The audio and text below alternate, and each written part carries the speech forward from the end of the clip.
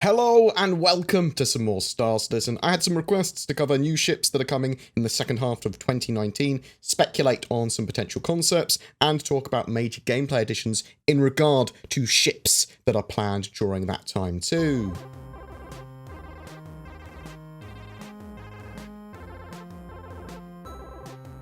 We know that Alpha 3.5.1 will bring the rest of the 300 series of ships, the 315P, the 325A, and the 350R, and that will bring them in line with the 300I update.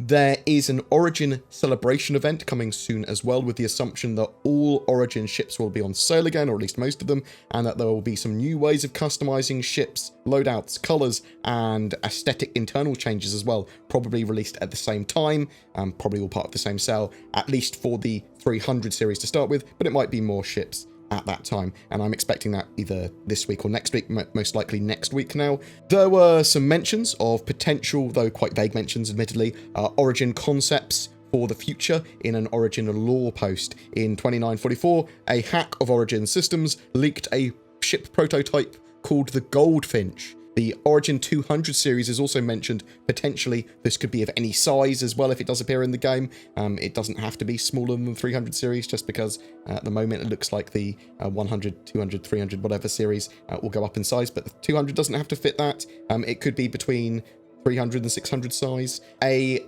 different type of ship, or maybe just an older ship in lore that doesn't actually make it into the game. But we have the 200 series and Goldfinch both being mentioned there. Let's move on to the roadmap, with 3.6 being a major next update, and that's going to bring a few ships into the mix. The Vanguard Warden update. There are a lot of changes with the Vanguard and the Warden. Those series of ships, a unified ramp, cockpit, and hull with differing central modules and loadouts. There is a small component room for internal access there now as well. The cockpit has a door on it, so separating it from the front to the rear. The Warden has a living room for two pilots, and an operations station, storage for weapons and armor. The hope is that the rework will make the Vanguard Warden a viable heavy fighter. Also, it's likely that the Hoplite will receive updates to it at the same time in 3.6. The P-52 Merlin update is going to be in 3.6 as well. It's going to have general improvements to the ship. Its landing gear, compression is going to be all sorted out, potentially a new loadout for the ship as well. Its luxury sister ship, the P-72 Archimedes, is also getting released. It has an extra fuel intake, a lighter hull than the P-52 anyway, so it might be a bit quicker or more agile. It also has 4 size 1 weapons that can be changed out, unlike the P-52, which has 2 size 1 weapons and, at least used to, it might change in the future I suppose, an unremovable integrated size 2 weapon on the front.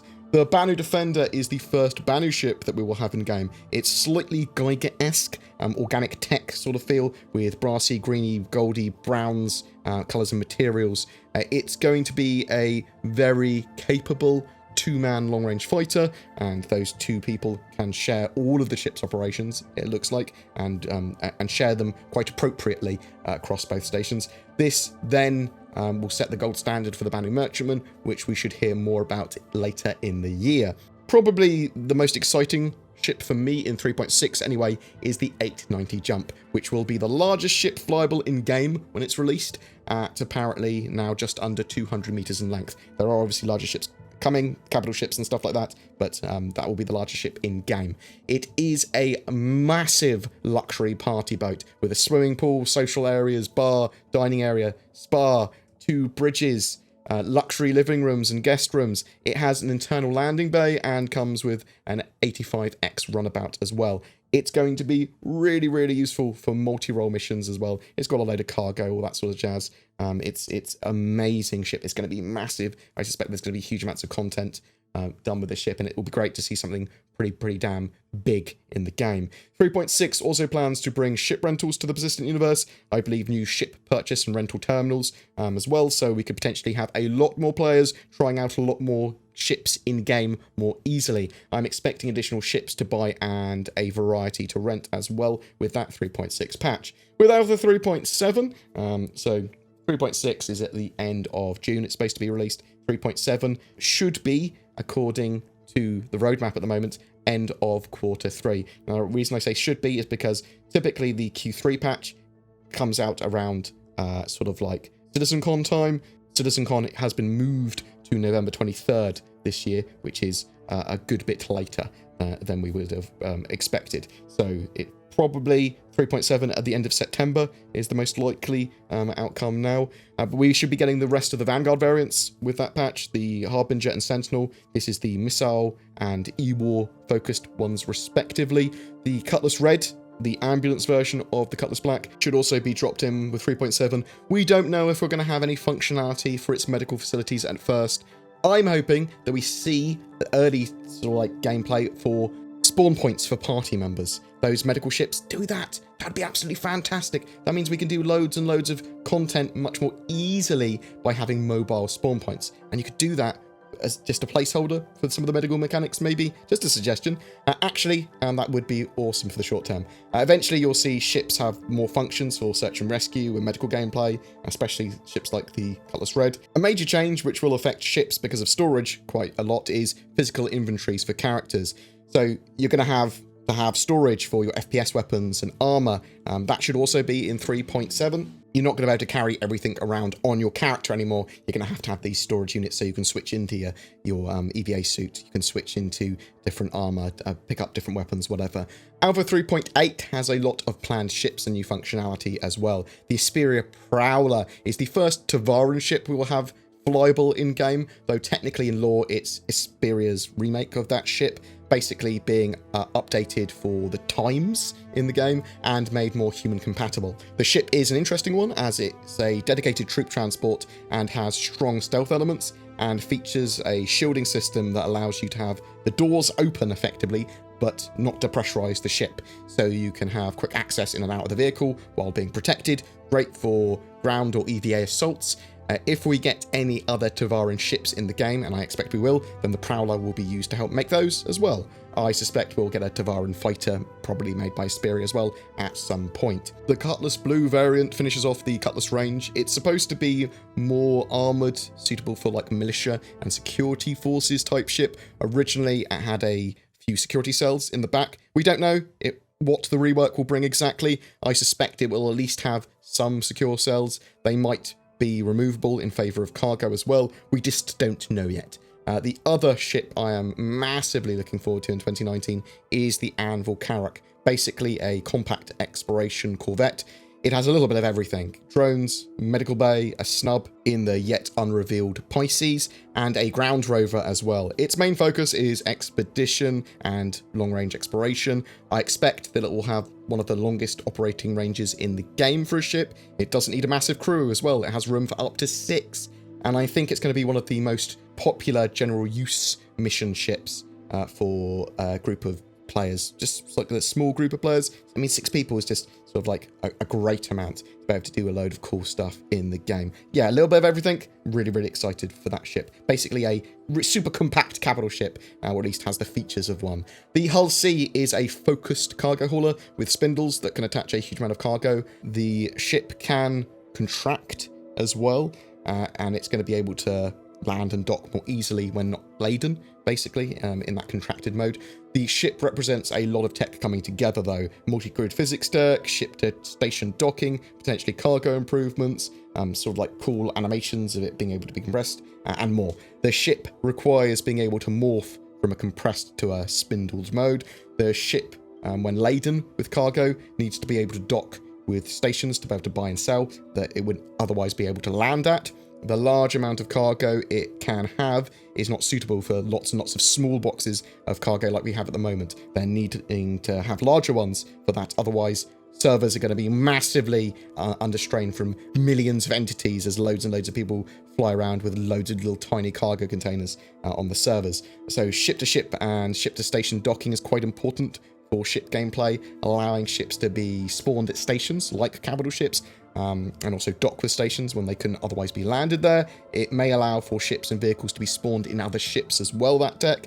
The P-52 that the Connie has, for example, to be able to attach and detach from the ship, it needs that ship-to-ship docking. The first iteration of salvage gameplay is also planned for 3.8. It should be pretty simple at that stage, though. Think mining, but for ship hulls at that stage. It might be any ship that you can mine once it's been destroyed or depowered or whatever, or it might be very specific sites to start with. But there is supposed to be some hands-on FPS sort of gameplay even at that stage planned, because we will only have the Reclaimer as a salvage ship in Alpha 3.8, and Alpha 3.8 is planned to be out by the end of the year, so mid to late December. Just a quick bit on Alpha 3.9. It is planned for the first quarter of 2020, but I will include it here. They are planning to have the Drake Vulture light salvage ship there, which should also have salvage gameplay straight away with that. Also, the Constellation Taurus that has the extra cargo room instead of the bottom turret, as well as no rover or snub by default. It's basically a stripped down, cheaper version of the Connie. It's quite popular though. People were very, very excited to get that in the game, and that should be dropping in 3.9 as well.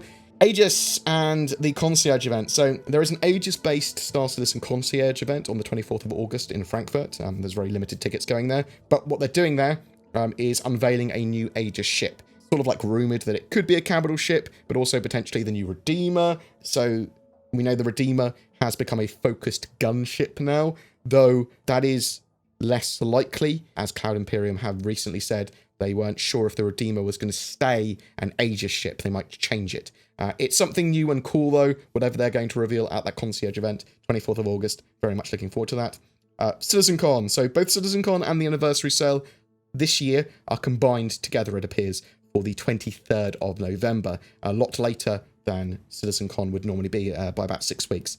Typically, most ships have been available in the past during the sort of like anniversary sales.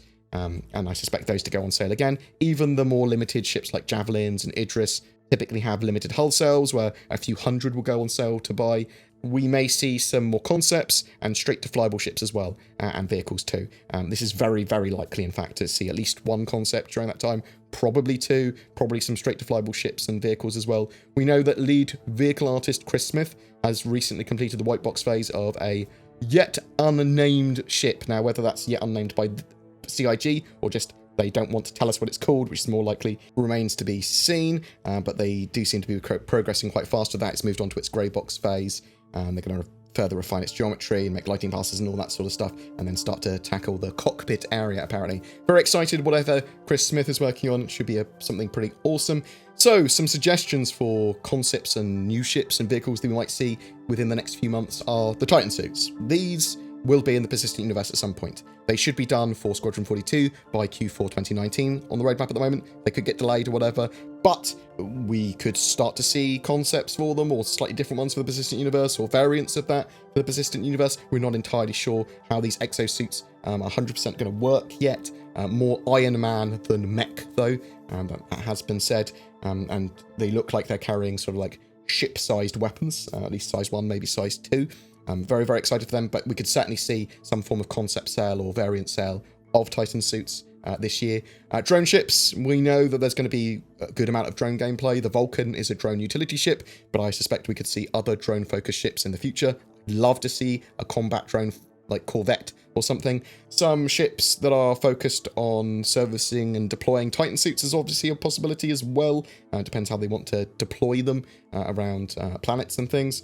Ground vehicles for utility purposes, so salvage, mining, repair, tow, search and rescue, building, survey, medical, light tank, military APCs, Tumbrel hover vehicles. We know that Tumbrel make hover vehicles, but we haven't seen anything like that yet. Hover vehicles of lots of different types, in fact, could potentially see their way into the ground sort of gameplay.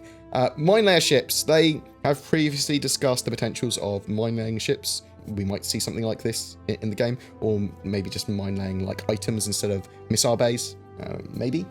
The F7C Lightning, so the civilian version of the F8A. This is unlikely, as they sort of said they wouldn't sell it, and is going to be available. People that get to a certain stage in Squadron 42, you'll then be able to like buy it in game. It is the idea without any real money changing hands. We'll have to wait and see those stuff like that changes.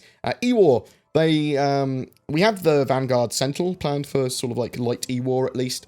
but I suspect there will be systems for ships to participate in E-War gameplay as well, sort of like modules and stuff. But I would expect to see a focused ship for spoofing, confusing, E-War type gameplay. And I also consider quantum interdiction focused ships here as E-War as well. So that would be forcing ships out of quantum travel.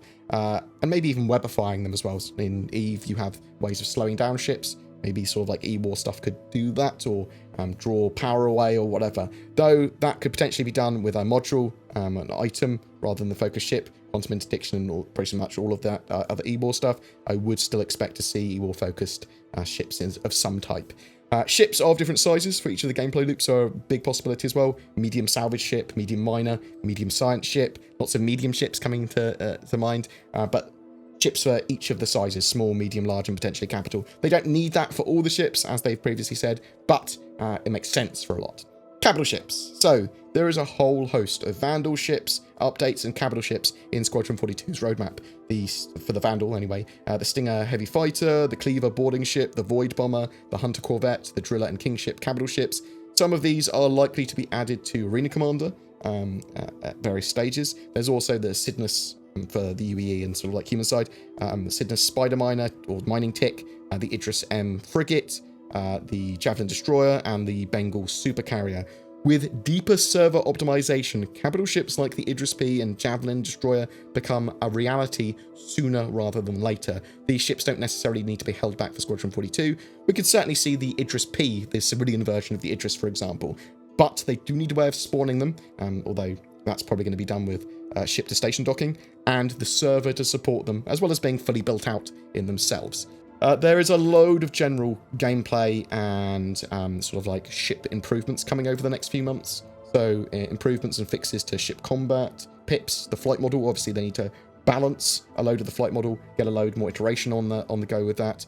So there's going to be loads of improvements with ship systems as well. So vehicle HUDs, cockpit experience, updated power and fuel systems, VTOL hover mode, degradation with actual misfires working with that properly, and all the systems to support the systemic gameplay that they want.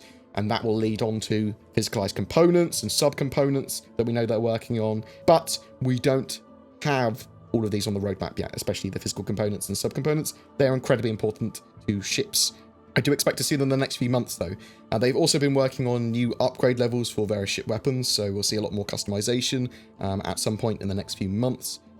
There's also better kiosks and services for rearming, repairing, and refueling coming in. Multi-crew expanded pilot roles, so pilots will be able to receive instructions and view information in order to follow specific instructions. So there's going to be ways that you can communicate, I want to quantum travel over here, or we're fighting this dude, or this is my target, or whatever, to the rest of your crew. Lots of sort of like multiplayer, group-focused gameplay, using all the ship systems, that sort of stuff. We've wanted multi-crew working properly for a long time. It's very basic at the moment, not too much you can do in 3.5. I mean, the turrets sort of work, and you can have fun, but we want control over the ships. We want sort of like to having the crew really matter, rather than just having some gunners. Expanded cargo gameplay as well is very likely, so this does, I suppose, include commodity transfer timers that we know we're getting, economy terminals, potentially new cargo containers of various types and sizes, which would make sense for the Hull C coming out as well, and just makes sense for streamlining the game and server. But I hope that gave you some insight into what we might see out of some new ships, ship features, and potential concepts over the next few months. If you have any ideas what concept and new ships we might see beyond that, I'd love to hear from you. I'd love to hear what you think we might see for the game. I mean, they'll probably explore every idea you can imagine for potential ships in the game eventually. I mean, they can keep on adding new ships into the game for the entire game's lifetime, even years and years and years. 10 years after release, they can keep on adding more and more ships.